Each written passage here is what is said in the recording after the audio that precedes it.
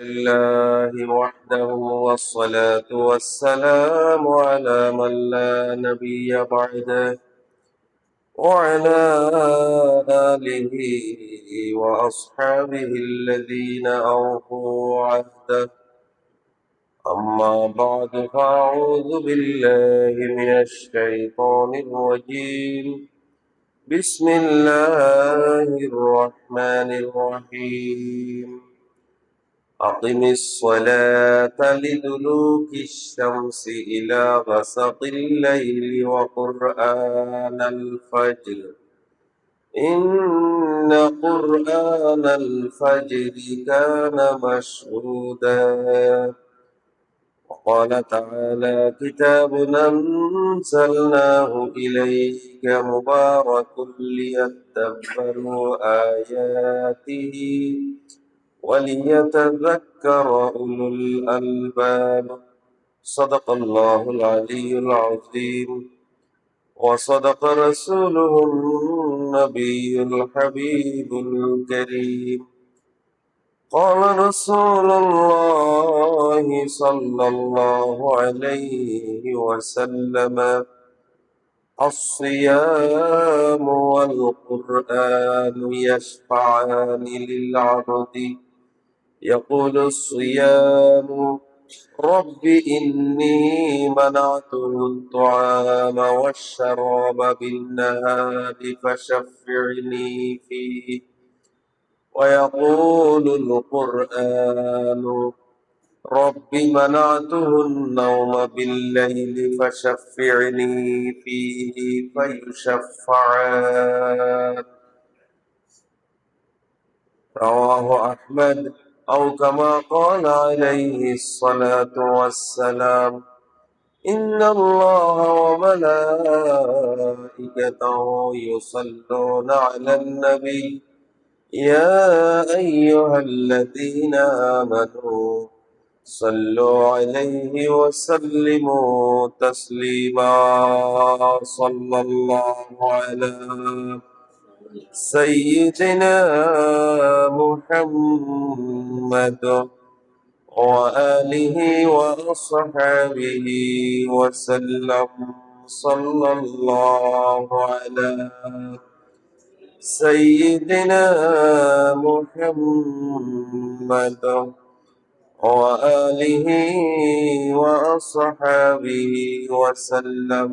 اللهم صل على سيدنا مولانا محمد وعلى آل سيدنا مولانا محمد. درد دل کی دوا ہے صلی علی محمد. تعوذ ہر بلا ہے صلی علی محمد. اللہم صلی علی سیدنا مولانا محمد وعلى آل سيدنا مولانا محمد. محمد حامد حمد خدا بس خدا مدح آفرین مصطفیٰ بس. اللهم صل على سيدنا مولانا محمد وعلى آل سيدنا مولانا محمد. আলহামদুলিল্লাহ আলহামদুলিল্লাহ। আল্লাহ রাব্বুল ইজ্জতের মহান দরবারে লাখ কোটি শুকরিয়া প্রশংসা জ্ঞাপন করি যে রব্বুল ইজ্জত আল জালাল অপরিসীম দয়া এবং মেহেরবানি করে সমস্ত ব্যস্ততা বাদ দিয়ে আজকে 1447 হিজরি সনের পবিত্র রমজানুল মুবারকের 9 তারিখ দ্বিতীয় জুমাবার আল্লাহর ফরজ ইবাদত সালাতুল জুমা আদায়ের উদ্দেশ্যে আল্লাহ তাআলা আমাদেরকে আল্লাহর ঘরে আসার তৌফিক দান করেছেন, সুযোগ করে দিয়েছেন, ব্যবস্থা করে দিয়েছেন। সে মহান মাহবুদের দরবারে তার কালামের ভাষায়, তার শিখিয়ে দেওয়া ভাষায় আমরা সকলে মোহাম্মতের সাথে কলিমতের শুকর পাঠ করি। আমরা সকলে বলি আলহামদুলিল্লাহ, আলহামদুলিল্লাহ। রমজানুল মুবারক আস্তে আস্তে আজকে 9 তারিখ হয়ে গেল। 9 রমজান আমাদের কাছ থেকে চলে যাচ্ছে। রমজানুল মুবারক, পুরা রমজান মাস অত্যন্ত সম্মানিত, বরকতময়, কল্যাণময়। রমজানুল মুবারকের প্রতিটা মুহূর্ত অত্যন্ত দামি।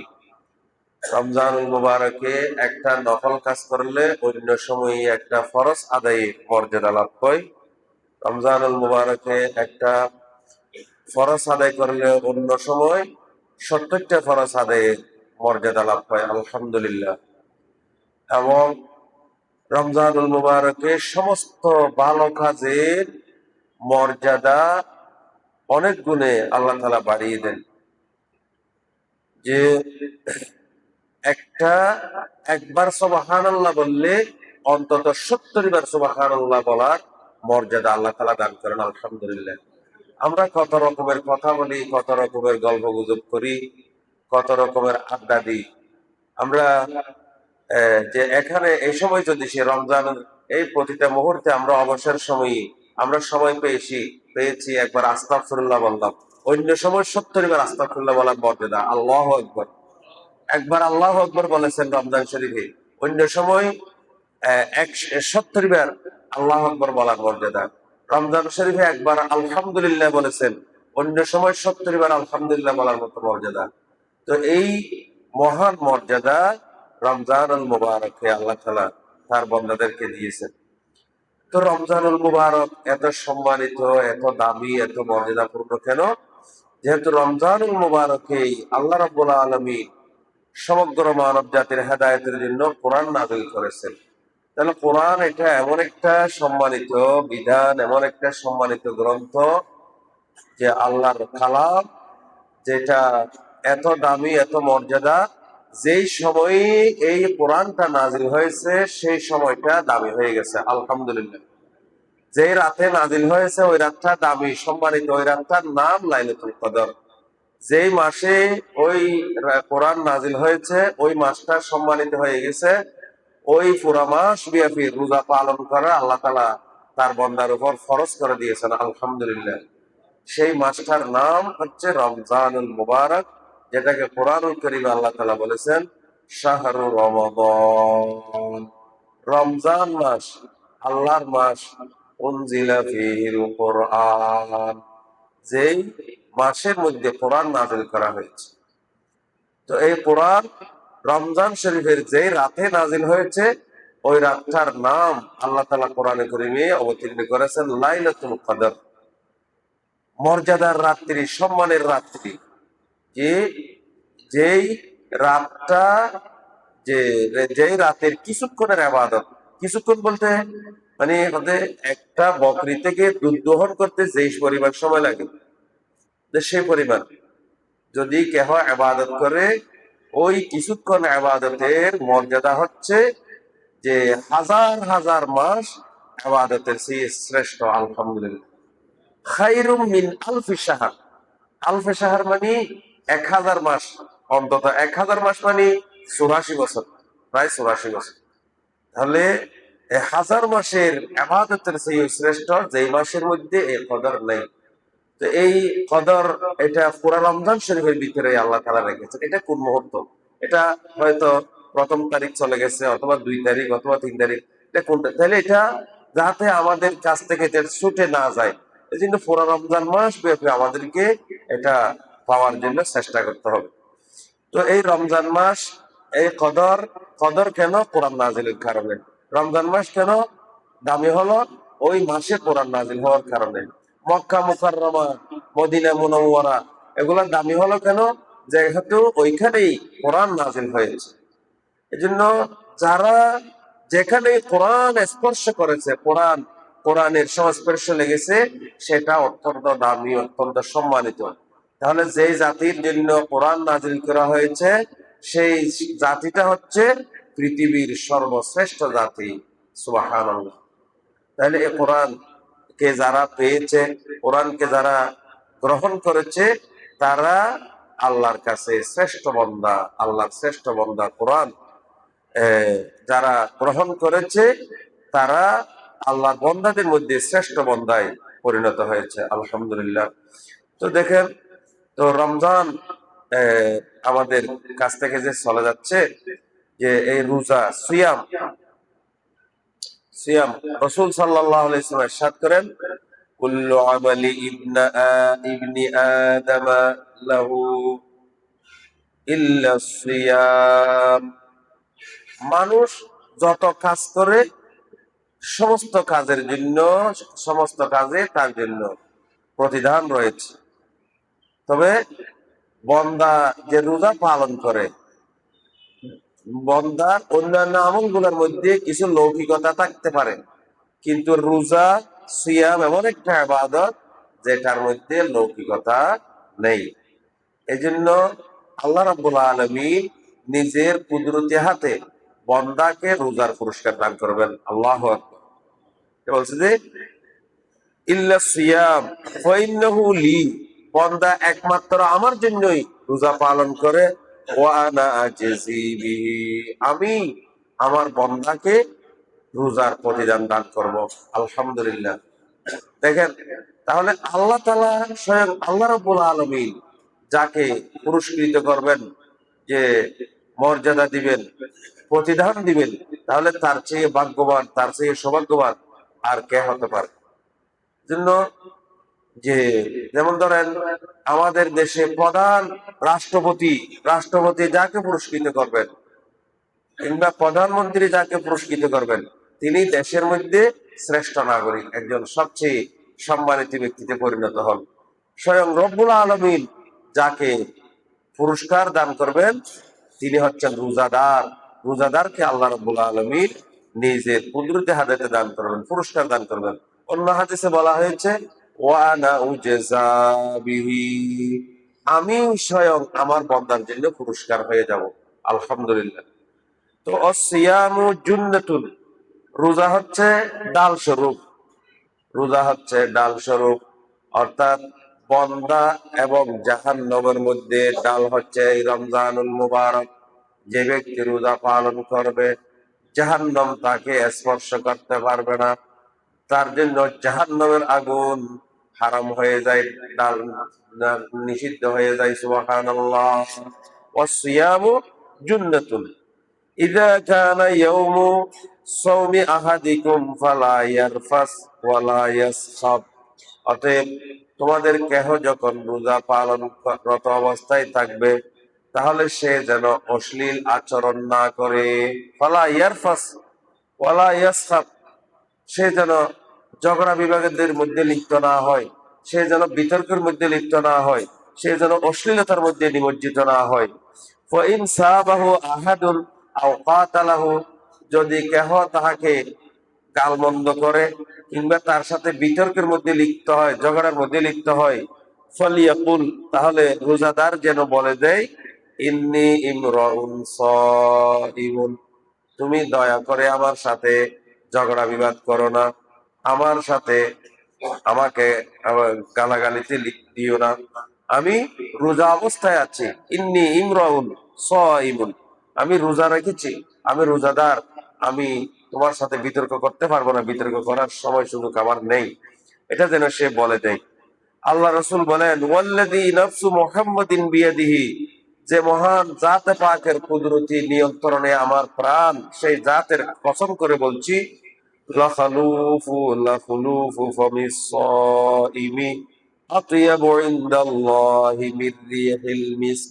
রোজাদার রোজা পালন করার কারণে তার পাকস্থলী থেকে যে একটা বাতাস বের হয়ে আছে, সেটা সাধারণত আমাদের কাছে গন্ধের মতো মনে হয়, কিন্তু আল্লাহর রাসূল বলেন আল্লাহর কাছে রোজাদারের সেই ঘ্রাণটা হচ্ছে মেশক আম্বরের চেয়েও বেশি পছন্দনীয়। সুবহানাল্লাহ। লাখলুফু ফামিস সাইমি আতয়াবু ইনদাল্লাহি মির রিহিল মিসকি। লিস-সাইমি ফারহাতান। আল্লাহ রাসূল আরো ইরশাদ করেন, রোজাদারের জন্য দুইটা বড় বড় খুশি আনন্দ, ইয়াফরাহুহুমা, যেই দুইটা কি হয়, রোজাদার খুশি হয়, আনন্দ হয়, আনন্দ প্রকাশ করে। সেই দুইটা কখন? ইযা আফতারা ফারিহা ওয়া ইযা লাকিয়া রাব্বাহু ফারিহা বিসাওমিহি। বান্দা যখন সারাদিন রোজা পালন করার পর ইফতার করে সূর্যাস্তের পর পর, তখন সে আনন্দিত, খুশি। কেন খুশি? অন্য হাদিসে বলা হয়েছে যে সেই সময় বান্দা যখন যে কোনো দোয়া করে, সেই দোয়াটা আল্লাহর দরবারে ডাইরেক্ট কবুল হয়ে যায়। আল্লাহ। এখন আমরা তো ইফতার করতে বললে বসলে সেখানে গল্প গুজবের মধ্যে লিপ্ত হই, নানান রকমের কথাবার্তা বলি না। সে সময় দোয়া করেন, সে সময় ইস্তেগফার পাঠ করেন, জিকির আজকার করেন, মনে মনে করেন, ইফতারের প্রস্তুতি নেন এবং দোয়া দিয়ে জিকির আজকার এগুলো পাঠ করেন। এবং সে সময় যে দোয়া করা হয়, সেই দোয়াটা আল্লাহর দরবারে ডাইরেক্ট কবুল হয়ে যায়। আলহামদুলিল্লাহ। লিস-সাইমি ইনদা ফিতরিহি দাওয়াতুন লা তুরাদ্দু। যে ইফতারের সময় বান্দা যখন দোয়া করে, সেই দোয়া আল্লাহর দরবারে কবুল হয়, সেই দোয়া ফেরত হয় না। তাহলে সে সময় একটু দোয়া করেন, নিজের জন্য দোয়া করেন, পরিবারের জন্য দোয়া করেন, ছেলে মেয়ের জন্য দোয়া করেন। হ্যাঁ, সে দোয়া আল্লাহর দরবারে কবুল হয়ে যায়, সেটা ফেরত হয় না। আল্লাহু আকবার।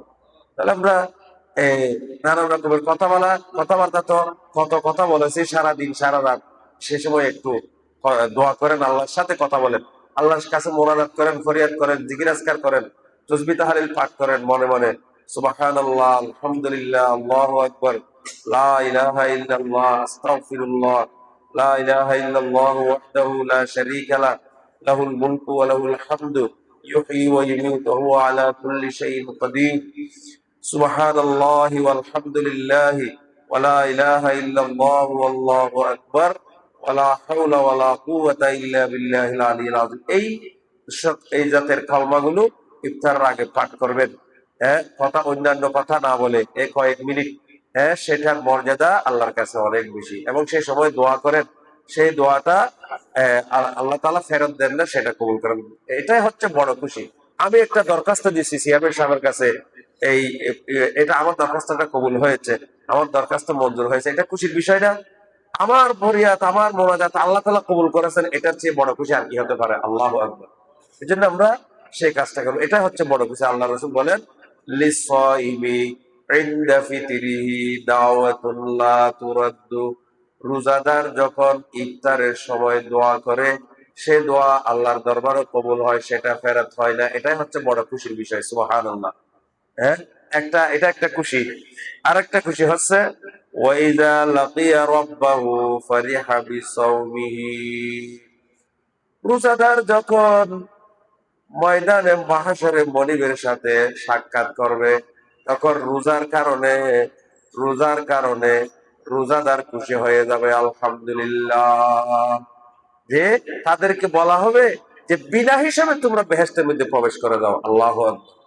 যে আল্লাহ তাআলা তাদেরকে যে বিনা হিসাবে বেহেশত দান করবেন। তো এই রোজাদারের এই সম্মান, এই মর্যাদা। তাহলে রোজাদার রোজা রোজা কেন? রোজা রমজান শরীফে। রমজান শরীফে কেন রোজা? যেহেতু রমজান শরীফেই কোরআন নাজিল হয়েছে, তাহলে কোরআনের কারণেই রোজা আসলো। এবং কোরআনের কারণেই যে রমজান মুবারক, তাহলে এগুলা সব দামি হলো এই কোরআনের মাধ্যমে।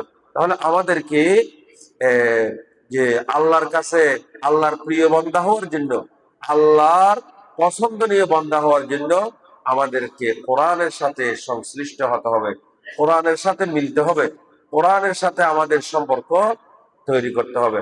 অর্থাৎ কোরআন পড়া, কোরআনকে আমাদেরকে এই যে তারাবি নামাজের মধ্যে কোরআন পড়া হচ্ছে, যে নিজে পারলে এরপরেও অন্যান্য সময় কোরআন তেলাওয়াত করুন। সারা বছর তো কোরআন তেলাওয়াতের সময় হয়নি, সুযোগ হয়নি। এখন রাত্রে কিংবা দিনে বসে বসে কোরআন তেলাওয়াত করুন, কোরআন তেলাওয়াতের জন্য চেষ্টা করুন। যে এই কোরআনের কারণে যেহেতু রমজান মাস যেহেতু রোজা পালন করা ফরজ, কোরআনের কারণে প্রতিটা মুহূর্ত দামি হয়েছে। অতএব যে আমরাও যদি কোরআনের সাথে কি হই, মিলিত হই, তাহলে আমরাও আল্লাহর কাছে দামি হয়ে যাব, মর্যাদাবান হয়ে যাব, শ্রেষ্ঠ হয়ে যাব। যেমন ধরেন কোরআনের সাথে কোরআনকে একটা জুজদান পরিধান করে রাখা হয়, সেটার মধ্যে যদি কোনো কারণে ভুল ত্রুটির কারণে অনিচ্ছাকৃত ফা লেগে যায়, তাহলে আমরা সেটাকে তুলে মুখে চুমা খাই, এটাকে বুকের মধ্যে জড়িয়ে ধরি। যেহেতু এটা এত দামি হলো কেন, অথচ আমরা কত কাপড় পরিধান করেছি, এটা ফা দিয়ে আঘাত করি কাপড়, সেগুলাকে তো এরকম করি না।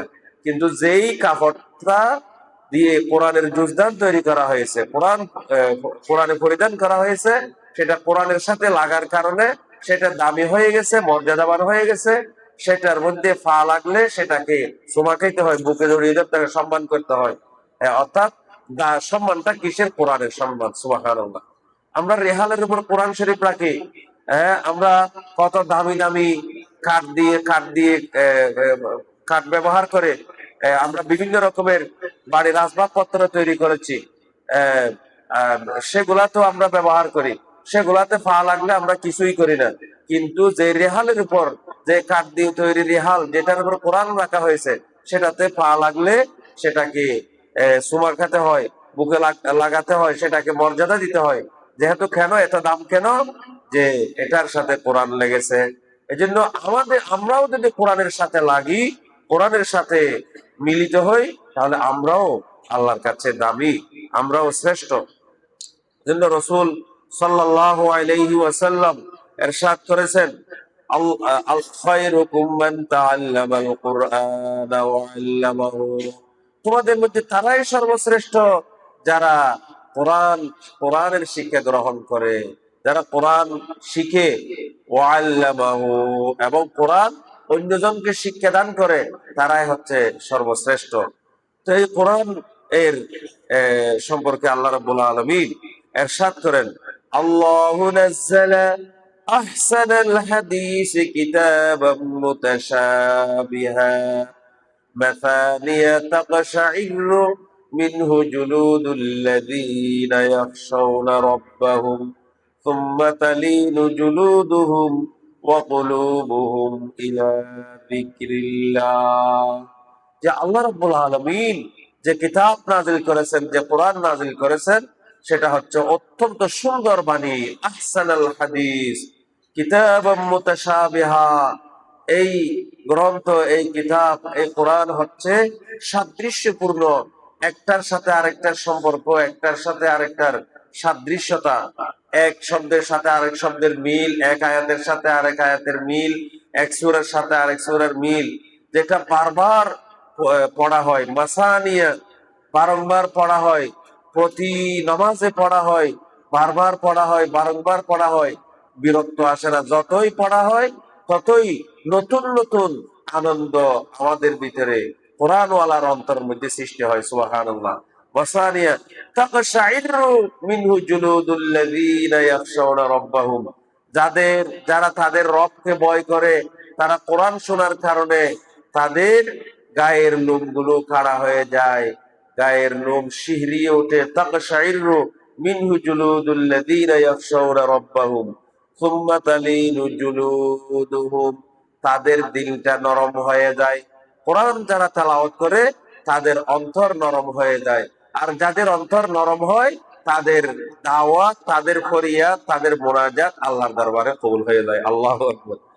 হ্যাঁ, এজন্য আমাদেরকে কোরআনের সাথেই যদি আমাদের সম্পর্ক হয়, তাহলে আমরা দামি।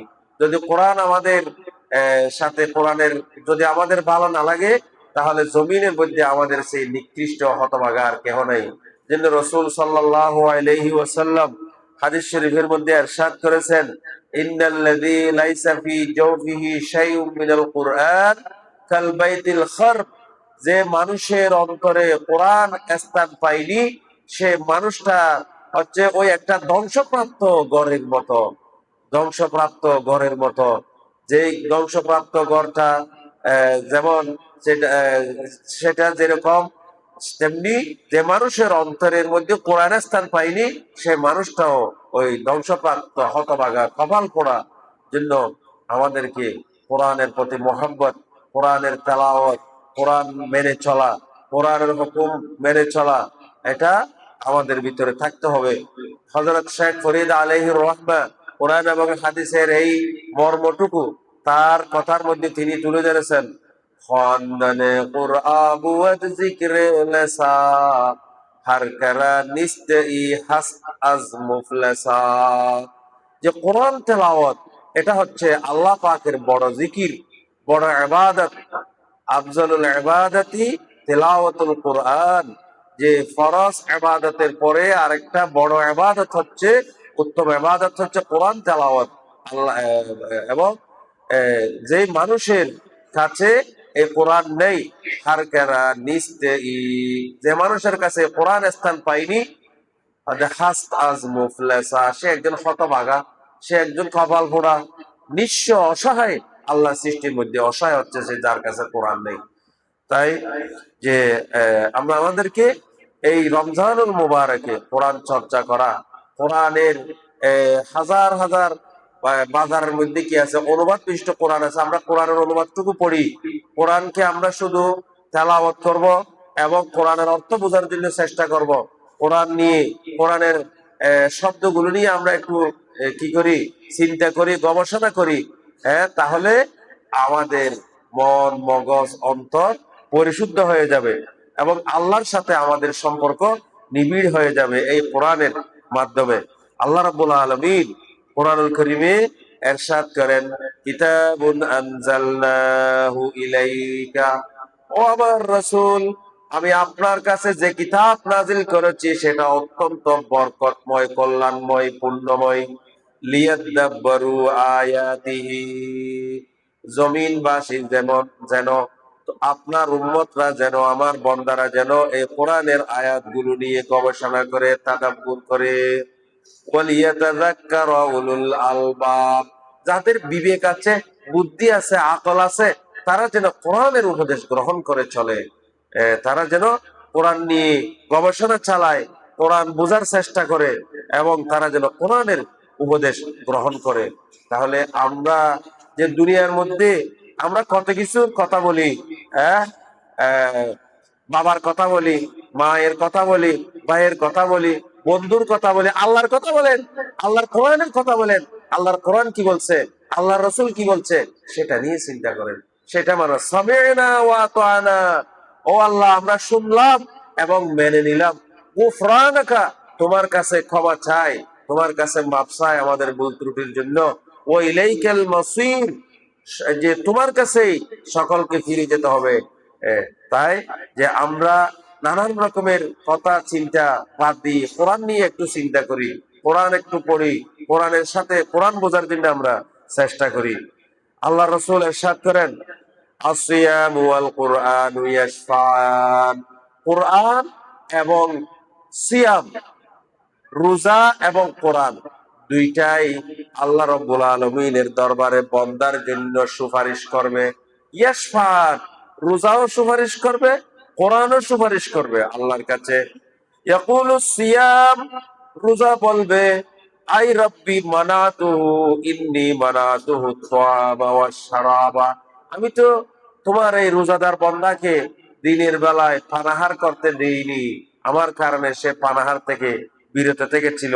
ফাশাফি'নি ফীহি, আমি তার জন্য সুপারিশ করছি, অতএব তুমি তার ব্যাপারে আমার সুপারিশ গ্রহণ করো। কোরআন বলবে, ফায়াকুলুল কুরআন রব্বি মানাতুহুন নাওমা বিল্লাইল, পরওয়ারদিগার আলম, আমি তাহাকে রাত্রে ঘুমাতে দেইনি, যে সে কোরআন নিয়ে ব্যস্ত ছিল, কোরআন নিয়ে মগ্ন হয়েছিল। রাত্রে বেলায় সে কোরআন শোনার জন্য দাঁড়িয়ে থাকতো, দাঁড়িয়ে দাঁড়িয়ে কোরআন পড়তো, সে কোরআন নিয়ে ব্যস্ত থাকতো। ফাশাফি'নি ফীহি, অতএব তুমি তার ব্যাপারে আমার সুপারিশ গ্রহণ করো। আল্লাহ রাসূল বলেন, ফায়ুশাফাআন, আল্লাহ রাব্বুল আলামিন কোরআনের সুপারিশ গ্রহণ করবে এবং রোজার সুপারিশ গ্রহণ করবে। আল্লাহু আকবার।